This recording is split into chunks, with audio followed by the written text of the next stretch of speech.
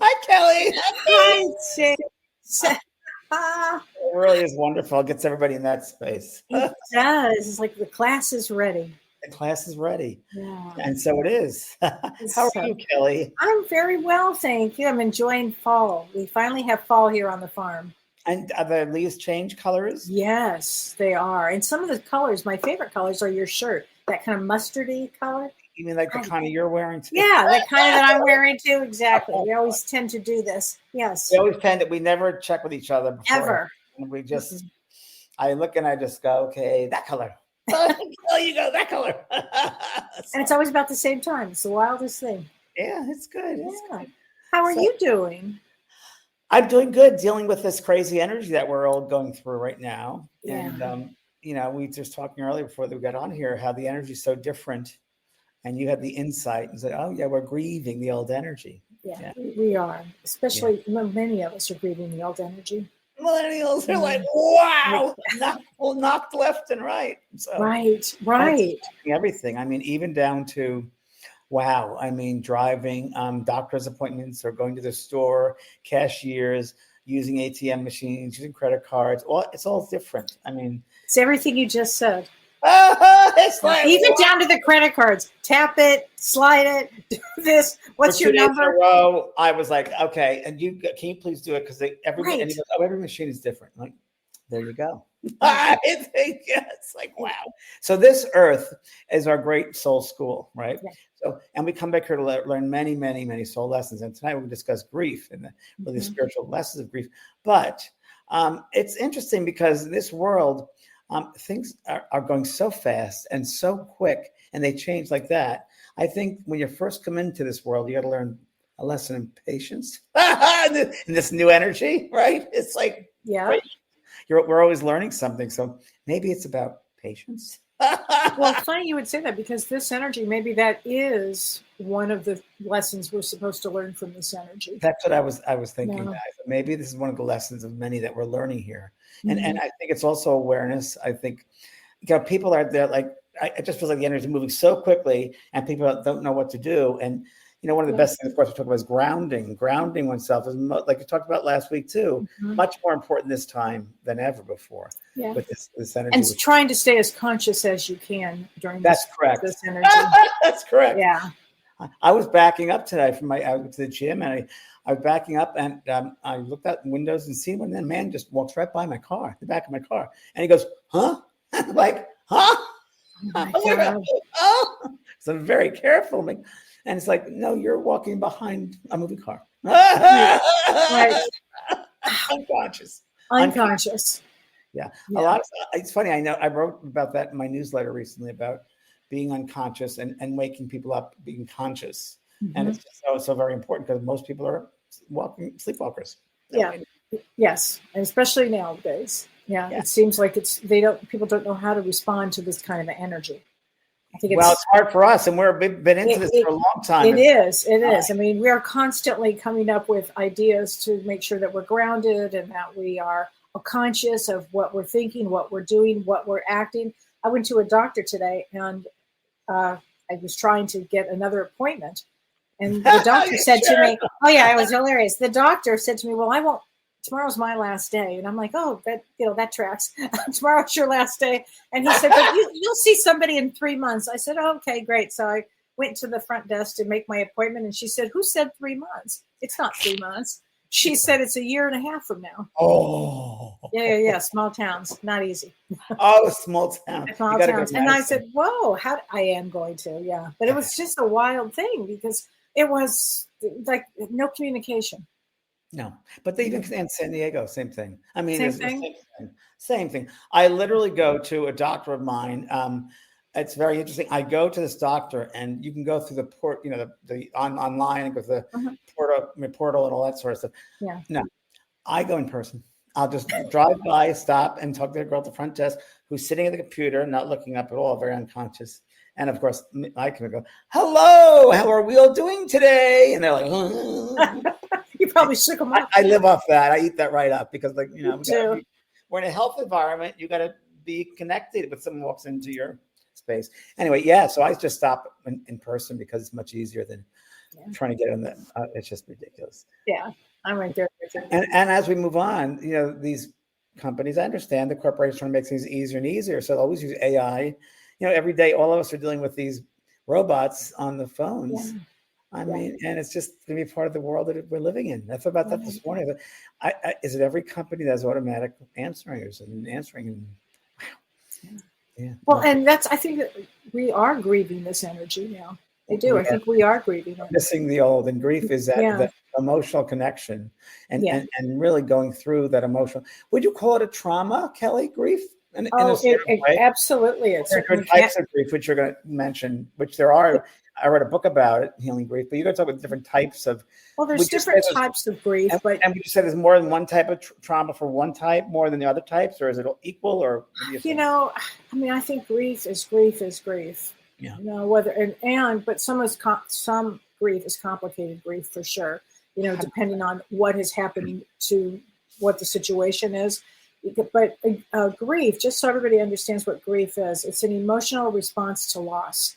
So it's a natural response to an event that disrupts our sense of normalcy. So it doesn't have to be just death, James. It could be any situation. Like right now, this is not normal. This world that we're living in is not normal.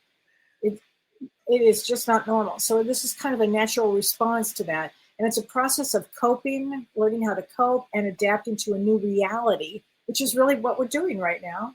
We're adapting to a new reality. Change is power, right? Remember from last week, change is power. Change is power, absolutely. We're stepping into change with each step we take. Absolutely. But it's a new reality after a significant loss, and that can be in a relationship. It can be in health. It could be the environment. It could be a job. It could be anything. A divorce. It could be end of it. Yeah. Absolutely. It could be any of that. And certainly it can be a loss. And so, James, tell me, why does a soul, when they come to Earth, tell me why is grief one of the classes that people take? It's a major class, and it's one of the most common class. And like I asked you about the different levels of trauma for different types of situations of grief, and it's very interesting because if you have a parent that's lost two children, two children, and in traumatic, strange ways, or another one that loses a loved one or a friend something explodes, or however, if it's suddenness. What a good thing. It's a hard one. That's traumatic. That's traumatic. We're souls having a human experience, and part of that human experience is that spectrum of experiences, all different types of experiences. Each one is, and no matter what it is, every single lesson we go through on the Earth School is for growth and expansion. And whether that's going through that separation of a loved one or changing things over something new, it's a matter of having an expansion of, if you will, growth, evolution, and a sense of compassion, and and a better understanding of things too. Grieving a partner is a little different than grieving a job. Or loss of a child, but it's all losses. It's all the change. It's like you say, changes in life. And I think that, as we've talked about before, we're always changing. Things are always moving, and that's what life is about, movement. And a soul will choose, and it's very interesting because you'll have some souls that come back and they go through grief, but again, like there are different levels of grief. So it could be several children, could be several different family members, could be, like I said, explosions, all different types of ways of leaving or changing. And it's up to really us to go within ourselves, our own soul discovery, and from how we adapt, how we deal with that change. Will it help us to know ourselves better, go deeper dive into our own spirituality? Does it teach about separation of a loved one, their value and worth in our lives and our relationship with them? And then does that teach us, well, maybe I should have been more loving and compassionate, understanding with that person. So now I may have another chance to do it with someone else in my physical life right now. So maybe that's it. And also be a karmic obligation between souls too. I've learned in my work that in past lives, if you will, someone died, let's say I don't know, I'm just a really weird example. Let's say they're in a relationship and someone kills them, right? A husband or kills wife. And in this lifetime, the wife kills the husband. Or they switch on that they have different experiences to learn the both sides of the coin. So it's a bad example, but you know what I mean? Well, we get it, yeah. They're both to learn the fullness and the wholeness of that. And I just think that the hard lessons in life, again, whether it's grief, and to me, one of the hardest lessons in this world is losing a child. I've never done it, but you and I have counseled thousands of people. Oh, yeah. It's a hard lesson because the parent immediately and naturally thinks, this is not normal because my child's supposed to live to outlive me, and I'm 80, 90 years old or 70 years old, whatever it might be. They come in with a plan. The plan is going to be that the child will outlive me. And that's the natural. That's a natural state. Yeah. So when that happens, it freaks out because this is not supposed to be. I don't believe that. I don't believe there's any one way it's supposed to be. Remember, we're souls having a human experience. Each soul is a different experience. And before we come back to the incarnation, we sit with other soul group members, our guides and teachers, and we'll go through those various lessons we have to learn in this lifetime. One of the biggest ones, of course, is losing that sense of love and separation and grief. But you never lose someone. They're always with you. So maybe it's also a lesson in learning to love them and appreciate them, but also loving yourself more. Maybe they taught you something in life. Maybe they taught you about loving self. So I think it all goes involved in that, Kel. And I think it's remembering separation, rediscovering who you are, rediscovering relationships or, what things mean. It goes back to self, if you will. Oh, it does. I mean, and it also gives you, when you've had grief, it also connects you to humanity. But it connects you to humanity. That whole idea of connecting a shared experience with others. Yeah, and also how you can do better. How can you do better this next situation that comes into your world, because it'll come back. It always comes back. You have to learn the lesson in some way.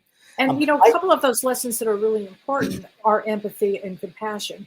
And there's a difference, James, between empathy and compassion, because empathy is you can feel someone and you understand they're going through a really difficult time. Compassion is actually taking an action for somebody who's in grief, which that action could be active listening. It could be taking somebody some food. It's more of a compassion for it. It's different. Yeah, it's almost like you're helping to serve others. And I also think, and I've seen this, you've seen this, that when souls go through grief, again, depending on the level of grief, the depth of that grief, it forces them to become more aware, to become more spiritually minded, become more wise, if you will. I know that pain transfers, it transforms into wisdom if you're ready.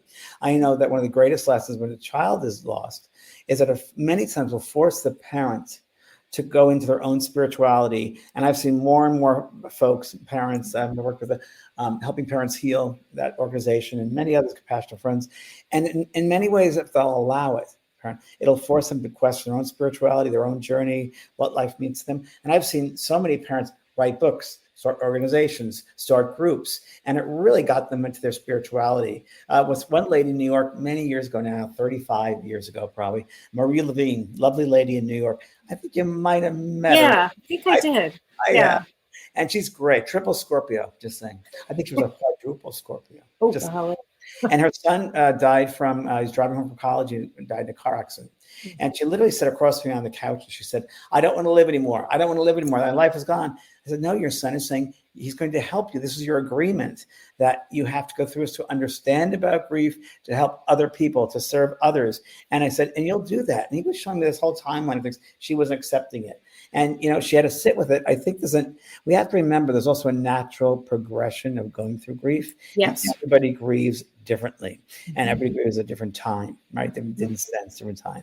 So I can tell you, years from that grieving, she sat there. She's been the chapter head of Compassionate Friends. She's written 3 books. She's helped so many people go through loss of children. And she's one of the top there that have done that. And I think it really forces us to start questioning things ourselves and each other. And like you said, compassion and again, pain can transform into wisdom if one is willing. Well, it's interesting. Somebody in my family has Parkinson's. And so he's at a state right now in that he's aware of his grief. And his grief is the following. He'll never be able to travel again. He'll never be able to drive again. He'll never be able to, get up and go. And he had all these plans for himself. And so that's another side of grief, James, where you have to let go of what in your mind, what was planned. And then in order to go further with and that's wisdom so and interesting. patience. Yeah. Aging is a big one. Right. Big one for a lot of people. I was just a weekend away. I'm not going to say where, but I was with a lot of older people and my age older. And I was like, I said, what's these people that are unhappy and kind of bitter? And then it dawned on me as I was driving back home. They're old. They don't like aging. They don't like aging. And they thought they'd be happy in a certain place or location or having a big house or whatever it might be. And they're not happy. They're bitter because they're getting older because there's no sense of inside themselves. Exactly.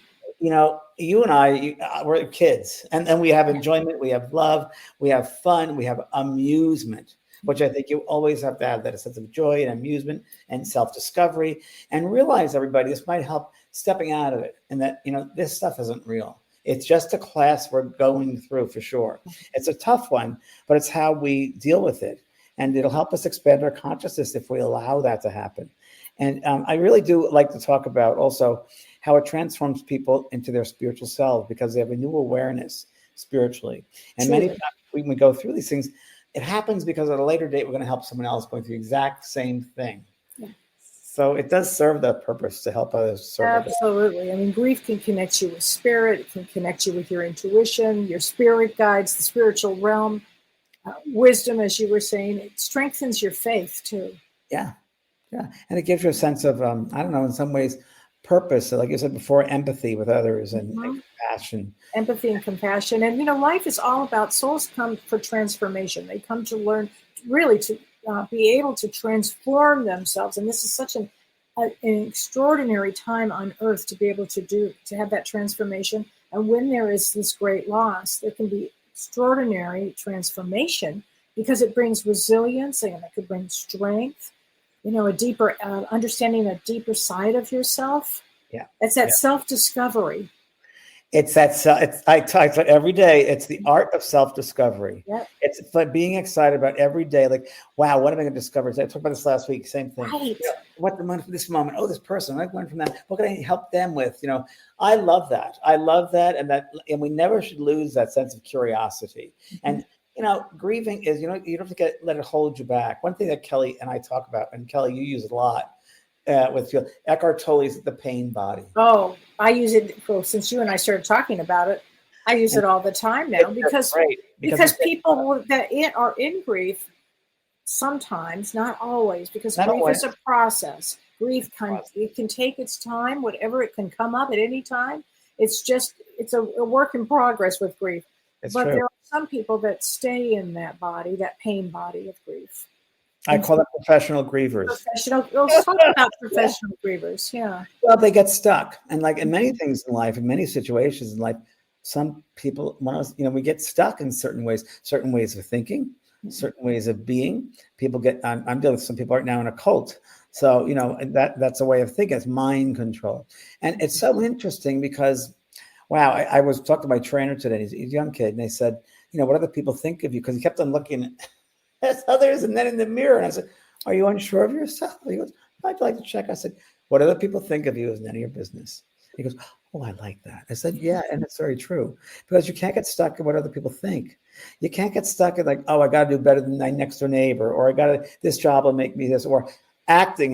We deal with a lot of actors. Yeah. I'm better than anybody else. Or they look at themselves in a whole different. Some of them, it's a very, it's really interesting, because things will hold you back if you're not willing to step back and say, oh, my favorite one is, how interesting. So before I jump into I'm freaking out right now, which I've done. I do that too, which is fine. It's part of the experience for me. And I'm just like, okay, what am I learning from this? Wow. And I often will say that, remember Laughing in the 60s, the end of the 60s? Yeah, it's a great show.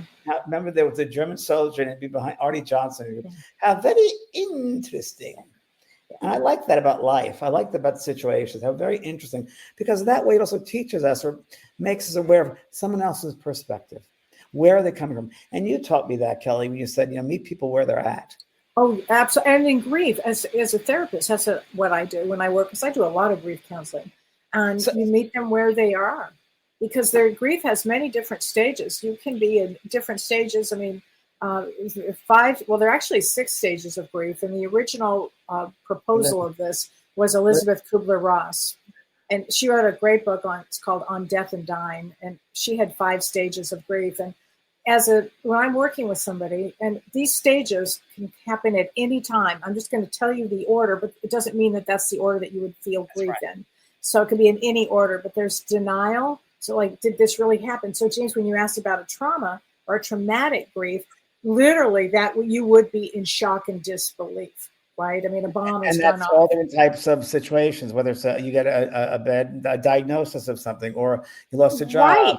Relationship. Well, let's talk about that. That's very true. It could be a bad diagnosis. In fact, my cousin was misdiagnosed with cancer. Misdiagnosed. Yeah. So, I mean, it's a big thing. So there's denial, state of shock and disbelief over something. You may be in anger. Anger is another stage of grief. And James, after my mom died, I was angry for 6 months, maybe a year.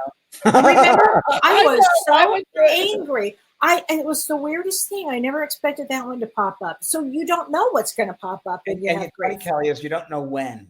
You don't know when. You could be listening to somebody talk, and all of a sudden you get so pissed off, and then that's it. You know, I mean, it's like because your tolerance level is shrunk. There's no tolerance level when you're in grief for anything. I remember when my mom passed, and this also happened after I lost a job, by the way. They fired me. Complicated grief. Okay. And they pulled me out of this office, and they said, you I don't know, they used a term about like going or tooling to someone's desk. What are they like, going to someone's desk and stealing things? I'm like, huh? Did you borrow a pen? I didn't do anything. They said, you came on the weekend. I said, no, I didn't. And I think it was a budget cut, and they couldn't come and say they couldn't say we have to get rid of some people because I was a temporary worker. But it was like, and I was like charged with that, and I was like, they had to get security to walk me out. I mean, come on. I'm like, that's traumatic. That's what I write about in the book. And that was traumatic. And that hit me probably for a year, because it goes to self-worth. Everything. Who are you, James? If you don't, know who you are, why do some people understand who you are, that you would never do so? And you start beating yourself up. How could this have happened to me? We all do the me. This happened to me. And we just got to realize it is a temporary situation. What's the good things that you can get out of it? What is the best part of this lesson I have to go through? What am I going to learn to make me a better person? Well, did this happen right when your mom died too? No, this happened right a year before that. A year before that happened. I ended up working another chapter of that company. Oh, wow. And when my mother passed away, which was 85, I was working for Norman Lear, and I was working for and I was doing a work for People for the American Way. It was a political organization which saw the future in that. It all came to pass. And we're fighting the religious right. And with Jerry Falwell, my good friend. Sure. And when my mom passed away, I was in shock. I was such in shock with that grief. And I didn't know in those days anything about grief. And I remember I had to go back to New York, and I didn't know how I did it, because that day is a total blank. I went and filled my car up. I think I went to Macy's and got a jacket, which I couldn't afford. And I got a airplane ticket. I went the next day after I got my jacket, and I went home to New York. Got back. When I came back to Los Angeles, I must have been 24. And I didn't remember that I went to work, that I had the car, that how to get to work. And then I realized, the jacket, I have to return it. I can't afford this jacket. It was a sports jacket. So I had to return it to Macy's after I used it at the funeral. But I was in such shock that it's also, Kelly, I guess we could talk about, it's a new experience that you've never been through. Yeah. But every time you haven't been through it, or every time it happens, it feels like the only time to me when I've had grief. That's right. And many people feel like I'm going by myself and nobody understands me. And to a point, yes, but everybody goes through a certain amount of grief. And I think it's a good thing to talk to people when you're going through grief. Absolutely. I think a therapist, I tell friends of mine at the dog park, I've actually paid for several people to go to a therapist, because I know that would really help me when I was going through bad relationships or whatever, to have somebody else to talk to and to get it out. Well, again, so for somebody who's actively listening to you, who's really right there with you. And again, so if we talk about with the stages of grief, there's still bargaining. So sometimes what happens is, if I'm a better person, will they come back to me? And I have a lot of people, husbands and wives who have lost their partners, have that, say that. Yeah. They're trying to figure out a way to control the energy or something. It's really hard. Another one, James, that people go through hugely is depression. Very common. Very, very sense common. of sadness and hopelessness is a big one. Kelly, part of that hopelessness and sadness is because, again, I could have done something. Like many times parents I shouldn't have given the keys. If I didn't let her out of the house, she wouldn't have died. Right. No, that's not true. That soul has, everybody should understand there's an expiration date. There's a date to be born and a day to pass over. And I've seen, Kelly, maybe you know more about this astrologically wise, but during a Saturn return, Saturn return, everybody, is 28, 29, 30, and then the other one is 58, 59, 60. And people leave. People come in and leave. They do. A lot of those famous musicians, what was it, Jim Morrison, and they all passed at 27, missing their Saturn return. But there's depression, and then there's again, with depression could come grief, or could come guilt. Guilt is what we're guilt for sure. And then there's acceptance. There's an acceptance. You eventually get to that place of acceptance. You're okay. You're understanding of what happened. You're accepting of it. But then there's another piece that I think is the most important and the biggest spiritual lesson of all, James, and that is making meaning. Making meaning. Making meaning of MEANING. MEANING. Making meaning. And it means to make meaning of the grief, to understand what happened to the grief, to make meaning of your life now, to gain wisdom from it. What do you want to do with the information? What have I learned from this? What have I learned from this? Yeah. It's one of the deepest emotional experiences, human experience that a soul will go through, is that separation, is that loss. Yeah. And it's interesting because I remember many times I work with parents, people say to them, "Oh, come on, they've been gone for 10 years. Get over it. I get so mad when somebody says that. It's one of the worst things. It's the worst thing you can ever say to anybody is get over it. No, wow. You learn to live with it. You gently go through it. You gently will smooth your way through it. It doesn't mean forgetting. It's learning to carry it with a new sense. It can build you up. You can always hold that love in your heart, or realize that that life experience you went through with that person, or it's very, very interesting, and it never goes away. I mean, and I'll tell you what hits me often in surprising ways is my loss of my dog. Yeah, the loss of my dog. Now, I've had several dogs since, but I had one dog. She passed away in my arms in 2008. I don't know if I ever recovered from it. Do you know what I mean? Like, I moved forward, but it's there's something about the loss of pets too that just really. I thought yesterday, believe it or not, I played with Pearl in the garden. I thought, wow, when she goes, I don't know if I want to go on living. It's just like, it's just the way it is. It's that unconditional love. It's like, wow, when that pets go. Yeah, that's one of the hardest griefs there. I think. And Kelly, speaking of therapists and for the work you do, why don't you talk to people also about that they really should feel through everything. They need to really go through. Definitely do the feels. You cannot push this grief and suppress it. No, you don't suppress it. And be around people that will support you with this too, that understand, maybe other people who have had loss that understand. I think that would be really important, but really feel it in your soul. And I promise you do. And cry. Oh, please. I remember thinking I would just cry for the rest of my life. And it didn't happen that way. It didn't, I cried a lot. Have self-compassion. I cry every day, but for different things. Right. But when you have self-compassion, you really learn self-compassion for this. It is everything. And just feel the feelings. And you ultimately, you move out of it.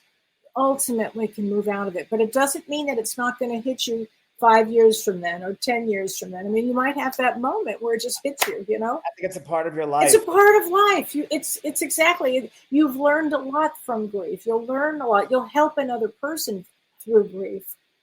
I just got a memory as I'm sitting here with you. I get these weird things come in my head. And I'm writing my book right now, my autobiography, and it's putting me in these time and spaces, which are just way back when I was 10 years old and 7 and 8. And I just got the image of when I used to come home.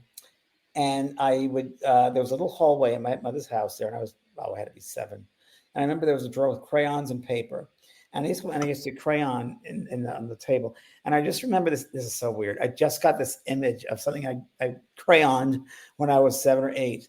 And I remember it was a heart. It was a red heart. And I remember I put all little colored specks all around the heart, and it was all different colored crayons, right? So just da da da da da da da da. And I said, my mom came in, she said, "What are you doing?" I said, she goes, "What are those?" I said, "Oh, those are the dots. Those are everyone's gonna what was the words? It's gonna help the heart grow. Those are things that in life. Those are things in life that make the heart grow."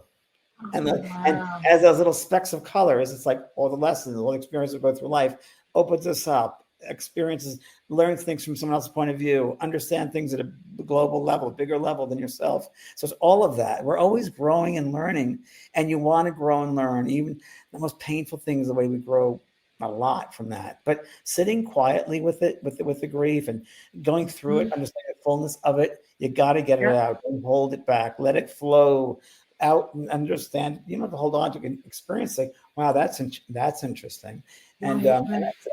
Learn from that and let yourself be open then to the healing energies. Absolutely. It's interesting. There's a method that some therapists use is what they do is they oscillate between understanding and coping with the loss and the grief and understanding that and focusing on that and focusing on the pain. And at the same time, they're kind of helping with the restoring and learning new coping skills. And they're one of the coping skills, James, that I'll never forget. My mom taught me this years ago. She said to her patients who had had this kind of loss, she would say, "All right, every day at 2:00, you cry for a half hour. You cry for an hour. You give yourself that permission," because sometimes people have to have permission, to feel. This is such a funny world about we don't feel, but we need to feel that. I've met so many people that hold suppressed feelings, emotions down, and it ends up coming out physically in the body later, disease or imbalance. And it really will with grief. It really will. If you don't, emotion. And that's why maybe finding meaning in the loss and creating a new narrative for yourself. You don't have to be the one that just that just only has loss. It's creating it can be a new life even. And Kelly, sometimes I've found in the past when people go through major grief, major trauma, or pain, they tend to leave the body. So I don't want to deal with the body, and they tend to numb themselves with alcohol, drugs, and whatever it might be to get out of that body, that pain body. They don't want to deal with it. It's really important you go through the fullness of that grieving experience again. I see a lot of that with the grief of a marriage or the grief of a relationship. That's a big one. And the other big one that I'm watching hugely now, James, maybe it's because of our age, are people that are thinking about retiring. It's a huge grief. Oh my gosh. Just watching people just going through the fear of what's going to happen. Who am I without that, career? Or who am I? I have friends right now that are going through it. Some of them, and they're going through it. It's like they have all the money they'll ever need, but they're still that identifies them in some strange way. That's our identity, which again, we got to go within ourselves and find ourselves be true. I think good breathing exercises every day and realizing that you're really part of life. You're still part of life. And have that discovery, that respect for life, just connect again to life in maybe different ways. Try a different type of job. Try, something doesn't work out, I'll try something else. There's always possibilities. There's always a way. when something starts, and this probably happened when I turned 60, I think, that when something, what would you call it negative, when a judge was, something happens, like, okay, I used to say, be angry and all that. Now I say, okay, what's another way around this? What's another way of going through this? What's another way of looking at, and let's say the positive. I say, and this is what I've said, everything in life is an opportunity. Everything. Everything. It's an opportunity. So what can I learn? How can I grow? How can I be different? How can I help others understand? Whatever it might be, there are opportunities through everything. And, grief requires energy. It takes a lot of energy when you're just grieving. It takes a lot of energy. You got to take care of your physical self. So you have to take care of yourself, even if it's just sitting down and having a cup of tea with yourself. Enjoying your own company can be an important thing too. But a lot of people are losing their animals, James. That's a big one. The animals are a big one right now. I think it's funny because I always say, talk to your loved one in spirit. I always speak to, they can always hear us. So the animals can hear us. Again, very, very, no matter what kind of animal it is, it's life. Life doesn't die. There is no death. So, I we just talked about your doggie, my doggie, Maisie, and it's a tough Maisie. Yeah. That was a tough one. When I left her, I had to bring her to the vet, and they had to put her down. And I said to her a week before, "Is it time, Mama?" It was a tough one. She had adult diabetes, and they had to give her injections. She didn't want the injections. So it was helped but Maisie helped a lot of people. You were talking about it a lot when it happened for about 6 months, even a year, even a couple of years. You were talking a lot about it. Changed my life. It changed your life. So you helped a lot of people. And then I remember all of these dogs were suddenly named Maisie. You remember that? That was Maisie May. It was unbelievable. That's right. And people had visions of her everywhere too, all over the world. It was funny. Right. Yeah. I think the depth of an animal's love, unconditional love, the depth that she taught me, that Pearl teach me, the animals teach me, the dog. It's so interesting. I go to the dog park and all the dogs come up to me. I bet. Yeah, I bet they do. Something like that. but somebody here is bringing up Alzheimer's and dementia, and we're going to see that on the rise with the baby 100%. boomers. It's coming up, and I think there's a lot of grief around that, because I have a lot of clients that will come to me and they'll say, "My mother had this or my father had this, and I'm worried about that." So there's a lot of pre-worry, even pre-grieving a situation, if you will. It's true, and there are a lot. We're at that age, Kelly, that friends of ours are just taking on these different types of diseases or different ways. Well, what you just said is important. They're taking on this, so their souls are here to learn something.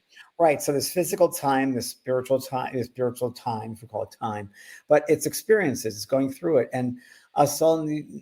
I always think nothing happens by accident. I don't think we just take on these things just to help it. Right, no. I think we just agree to it before we come back in the incarnation to go through various types of diseases, imbalance, illness, whatever you want to call these things. But I also think it's important to remember that it's not just about the person who's in that state, but those around that are taking care of them, the caregivers. It's a big lesson for maybe the caregivers to go through something, to learn about giving love and compassion. And also, it's an important soul connection with the person maybe who ill, the person that they're teaching their loved ones love. How they have to learn how to receive love from their loved ones. Maybe in their life they never learned to receive love. They always want to be in control, and finally they can't be in control anymore. They have to learn to receive love from loved ones. That happens a lot, and older age, for sure. Now let's talk about for a moment. There's a gal here whose husband took his own life, and she feels a lot of guilt about it, even though she didn't provoke it and didn't even know anything about it. Yeah. So I think, again, another great lesson for the soul is suicide. So there are different types of suicide.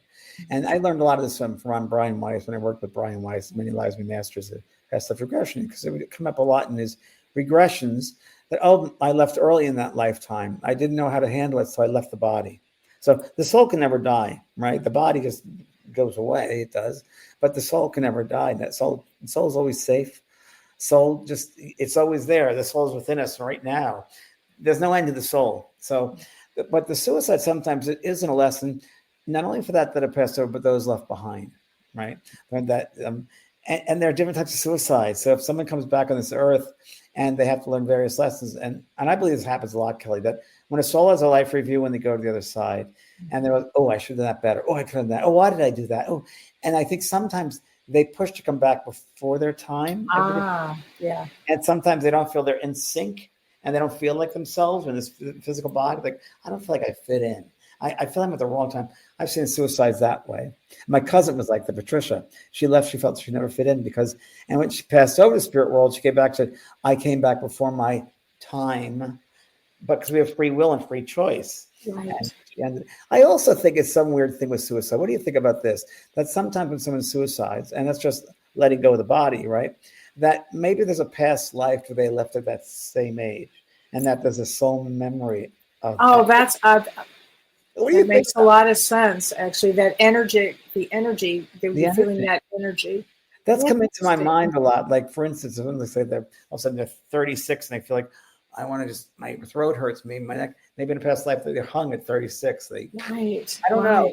That was an insight I had. Also, the suicides, there's free will. Sometimes it's not, I think, one way with suicides.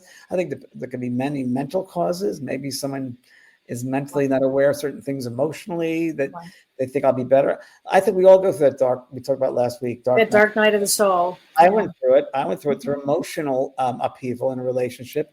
I thought, what am I living for? I can't, this person. Well, what's there to live for? And you get to that very dark place. But then you got to realize there's much, much more to it than that. And it's really, how can I handle this situation? Well, it's interesting because when you sign up for it to come to Earth, boy, they are some big roller coasters, right? You can have that depth of emotion. You can come up and feel whole and wonderful, and you can go down again. It's a real roller coaster. Yeah, when I talk to people every day, they go, "How you doing?" I said, "Oh, good. What's it called when you're staying on the water? You're just floating on the water. You're just staying. Yeah, like paddling or just paddling. Just floating." I say, "I'm just on the water still, just on the water, just taking it all in, and I'm just taking it all in." It's almost like my favorite things to do in my life. I used to, when I could, lie on my back on a pool and float and look up at the stars. And I think that our lives are like that, like all that bunch of those stars, or that experience and that experience and that experience and that experience. It's like, what are they teaching me? I think there's just so much out there, so many miracles, and life is so beyond our comprehension that to me is the curious part. Wow, there's so much more going on, that this great force or forces can move planets, can change seasons, can, bring night, day, this bring life. It's just so amazing to me. It is so amazing. Yeah. You have such good energy with that, James. You do, because even if you were to go down, you pull yourself up again. And that's what it takes. I have you. I'll always pull you up, and you pull me up, and we pull each other up, and we just keep going, because I think it's really important. We just shake our heads and go, huh? Well, actually, we're always in shock over so many things, right? So many things. This is an interesting question. A gal says, where do souls work at once when they pass away? Do they have jobs on the other side? Do they hang out with each other every other day? I'm so glad you asked that question. I think about this all the time, and everybody does what they want if they want to have a job over there. But James, I had an interesting experience today that I didn't get a chance to tell you about. One of my friends who passed away a year ago came to me while I was driving today. I was taking the dogs to the park, and she came to me and she said, "I want you to know, Kellee, we're all working. We can go wherever we want. We put ourselves in a place where we can help Earth right now. A lot of souls helping Earth right now." But she said, we can put our energies, is how she phrased it to me. We can put our energies in a place that we want to put our energies. So if we want to help this group, or we want to help this group. And she was showing me the different groups that she and her husband actually were helping. It was it was such a good experience to hear from her. And I wasn't thinking about her. It was all about that's why you received it, because you weren't in your head. You were just open. I was just driving. Yeah. When something happens to read a book, when you take a shower in a bath, you're open. You get these messages. It's so interesting because again, I end up being the Virgo that I am. I always say, well, it's a human experience. So remember, we're limited in this 3-dimensional world to really understand those levels of consciousness or levels of spirit. And the best way I can say it is, from my understanding, there are many, many levels, right? There are many, many, in my Bible, he says, my father has a house with many mansions, which means all these spectrums, places we can go to, all these different levels, if you will. And we can do many types of service work, help others. We can go back to school. We can study science. We can study. A friend of mine who passed over said, I'm studying military Air Force. I said, interesting. And he was an Air Force person when he was much younger. Wow. And all these different things. One person was learning something to do with engineering, but they're trying to explain it to me, and I couldn't relate to that type of engineering. And there's so many things we don't understand. My brother who passed over tells me, he's trying to show me where he's at and talk about gardens. He said, you wouldn't understand the type of gardens there are here, because there's no words in the human language. Right. So we have to remember also, everybody, that we're living as souls having this human experience. This 30%, 70% of the souls outside, 30% is here. So that 70% can be living without time. So you can be in different places and spaces, universes, galaxies, different forms of life, all the same time, past lives, future lives, all the same time while your lower self is experiencing the human world. Exactly. So there's always movement. There's always connection. And again, those spaces and places, it's hard for us humans to understand. The only energy which is that transformed, that is within everything, is love. Love is that force that is at all those levels, all those spectrums that exist. And it's a degree of love, I think we should talk about. You go to that level which you've created based on the amount of love you've given out, that you've created, that you help to acknowledge and bring forth. You will get that back when you go. That's who you are. That's who you become. So we ask about going through grief and going through it. It helps us to expand our horizon and expand our heart. And which reminds me of what you said when you were little and you had the crayons and you were making a heart. And now that you had the dots in it. All those specks, I think, were stars. I think they were stars. They were lighting up the heart. And you were always connecting. You were always connecting. Always. I think I came down like Star Trek, coming, beam me up. I was always like, beam me down, and here I am. Right. I was always wearing a beam of light around me. Always. I was always aware there was a higher sense, a sense of who I am. Always. I never fit into this is all there is. This to me is like nothing. Right. And I think that's why I'm a writer. So you didn't buy into the limited, that you were just limited. No, I was raised Catholic and very Catholic. I never related to it. I related to the ceremonial, the ritual, the costumes I loved, the incense I loved.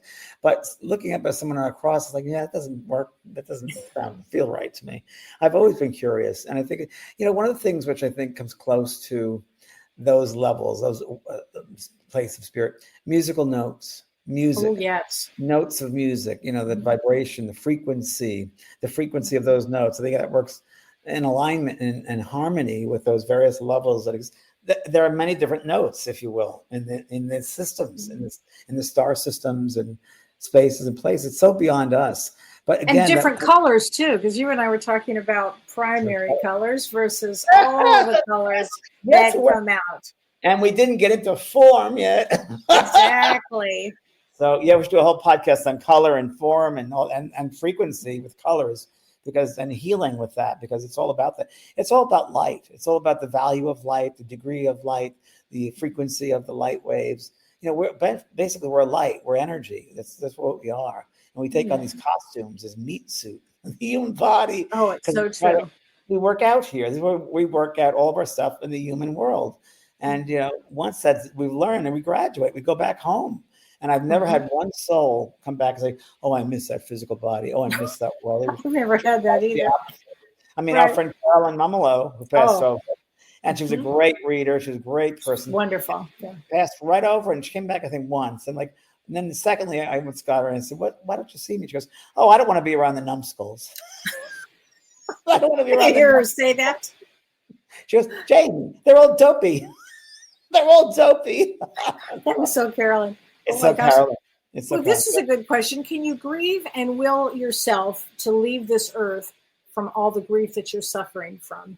You can. It's called a broken heart. Your soul heart. will want to go through it. You're doing the wrong thing. The soul, it needs to go through it. It's that human. It's your reaction as the human. But remember, you're a soul having a human experience. Don't be so put into the human, because you'll have to go through it one way or another, whether you come back or it's valuable. I know it sounds really hard, but it's valuable. It's so valuable. It is valuable. It's a huge spiritual lesson. Like I said last week, 1 in 11 souls get chosen to come back on this earth. That's a big. This is reserved for the highly advanced souls who want to go through this and learn and grow and expand. It's an opportunity here. It's an opportunity for growth and for life and for learning and living. And don't ever take it for granted, anybody. Oh my God, don't ever. And Marjorie Clark says, why do some experience such tragedy, losing 2 sons and a husband? Again, Marjorie, that means you're getting your PhD on Earth. You're advanced souls. You're an advanced soul going to get advanced lessons. Advanced souls get advanced lessons. It's not a punishment. It's not a punishment. It's not the universe saying bad you.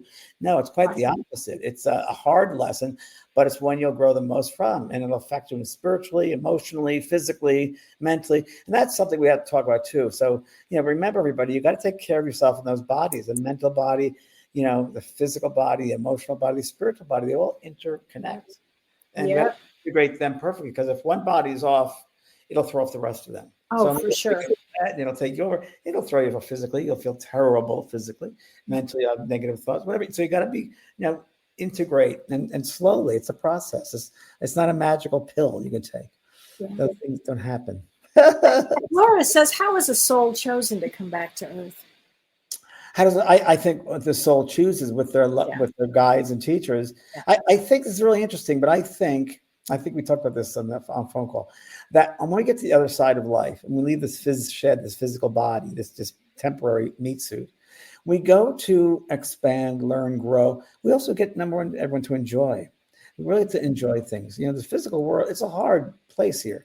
So let's say you've had a desire that you always wanted to play the piano, but you were never given the chance, or perhaps you wanted to paint, but never given the opportunity. When you pass the spirit world, you'll get to do those things your soul desires. Learn the piano, learn orchestration, learn colors and painting, learn whatever you want to learn. And they have acting over there, there's shows, they have all different types of ways. You can do everything you've always wanted to hear and then some. And so you take time to rest and to regain your energy. And really, then you go to in a specialized field. I think you go to a certain space that you want to rediscover and proficient.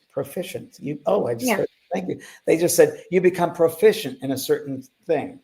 And you get all that proficiency and you choose to come back to help others with what you've learned. So I talked to Kellee about this last week. I said, I think that in between lives, I went to a spectrum, a space where I developed my mediumship and I worked at awareness and mindfulness. And I've worked at all these different types of things, I think in lifetimes, in between lives over and over again. So that in this particular life, I can come back at this level and change the mass consciousness. And I think that's a specialty in that field.